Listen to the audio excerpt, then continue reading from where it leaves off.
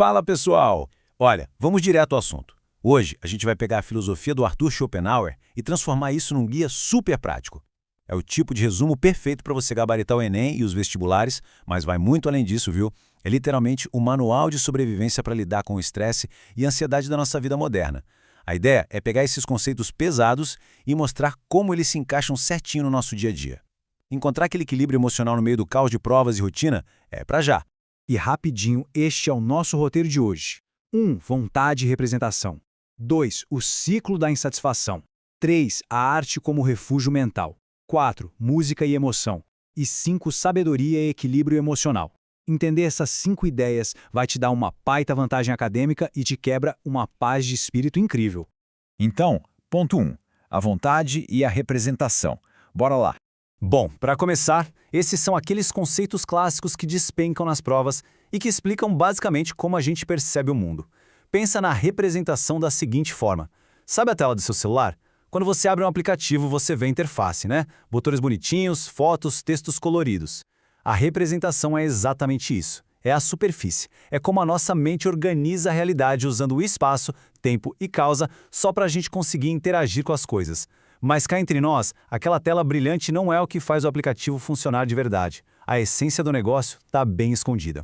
E é aí que entra a grande sacada genial do Schopenhauer, a vontade. Se a representação é a interface visual do app, a vontade é aquele código-fonte invisível rodando freneticamente lá no fundo. É a força fundamental da existência.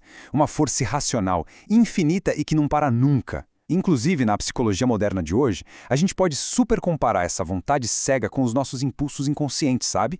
Aquelas forças primitivas que fazem a gente agir sem nem entender direito o porquê. É a pura energia da vida pulsando querendo simplesmente continuar existindo. O que nos leva diretamente ao nosso ponto 2, o ciclo da insatisfação.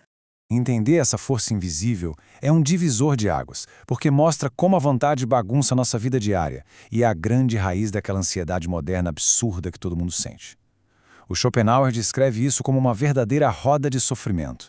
Como a vontade nunca desliga, ela vira um desejo permanente dentro da gente. Tipo, eu quero passar no vestibular, quero o celular novo do momento, quero atenção nas redes sociais.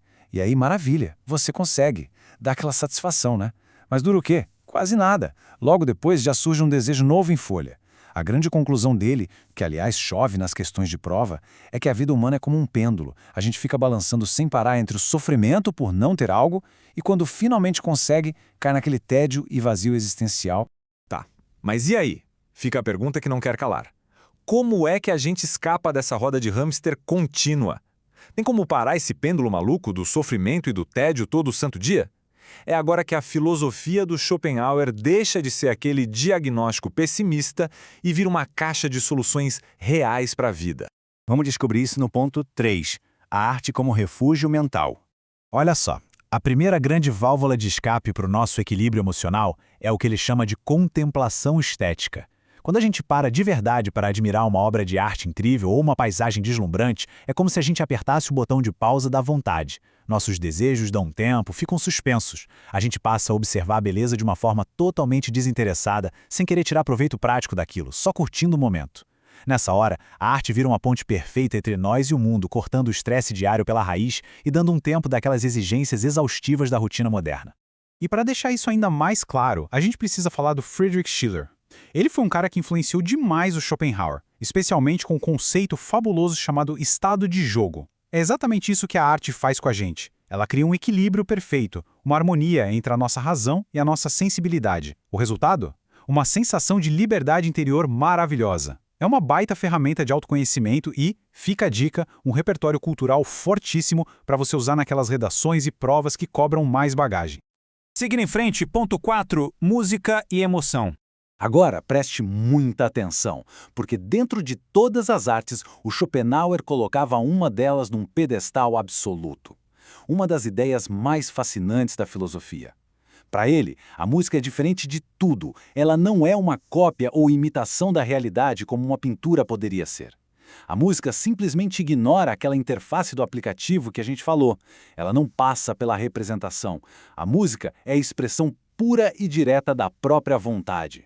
É por isso que o impacto da música bate tão forte e de um jeito tão arrebatador na gente. Ela é considerada a forma de arte mais profunda exatamente por essa capacidade. A música atinge e processa emoções universais puras. Sabe quando você ouve uma melodia triste ou eufórica e parece que ela traduz exatamente o que você está sentindo, sem precisar de imagens concretas? Pois é, ela conversa direto com a essência da vida dentro da gente. É uma linguagem universal incrível que ajuda muito a processar sentimentos complexos e manter nosso equilíbrio emocional em dia. E, finalmente, ponto 5. Sabedoria e equilíbrio emocional. Juntando tudo isso, a vontade, o sofrimento contínuo e a cura pela arte, como a gente aplica isso nos estudos e na vida? Tem uma distinção clássica que as bancas amam cobrar: o contraste direto entre construir a sua formação do espírito e viver correndo atrás de prazeres efêmeros. Quando a vontade domina, a gente só busca o consumo imediato para ter uma satisfação rápida. O resultado? Mais dependência de novos desejos e pura frustração constante. O caminho filosófico para fugir disso é focar no conhecimento, na reflexão e no desenvolvimento interior, construindo uma sabedoria que dure de verdade. Aliás, para quem quer se aprofundar nessa formação espiritual e mental, buscar os ensaios sobre sabedoria de vida do próprio Schopenhauer é uma dica de leitura de ouro, viu? São super acessíveis. Para trazer isso para o nosso momento atual, de um jeito bem concreto, pensa na diferença entre ficar horas e horas naquele endless scrolling rodando o feed das redes sociais, só buscando uma dose rápida de dopamina, e o ato de sentar, focar de verdade nos estudos e aprender algo novo. O primeiro é o puro consumo imediato. É vazio, passa rápido e logo te deixa entediado. O segundo é o desenvolvimento interior. Pode até dar uma preguiça inicial, exigir foco, mas é o que constrói uma base de sabedoria duradoura que ninguém tira de você. Então, a lição de ouro e o coração do que o Schopenhauer queria ensinar é isto: a nossa verdadeira felicidade e realização dependem infinitamente mais de quem nós somos por dentro, da riqueza da nossa vida interior e da nossa individualidade, do que de dinheiro ou de qualquer prazer passageiro do mundo externo. Cultivar a sua mente, o seu espírito, é o único caminho seguro para ter uma satisfação autêntica frente à agitação toda que a gente vive.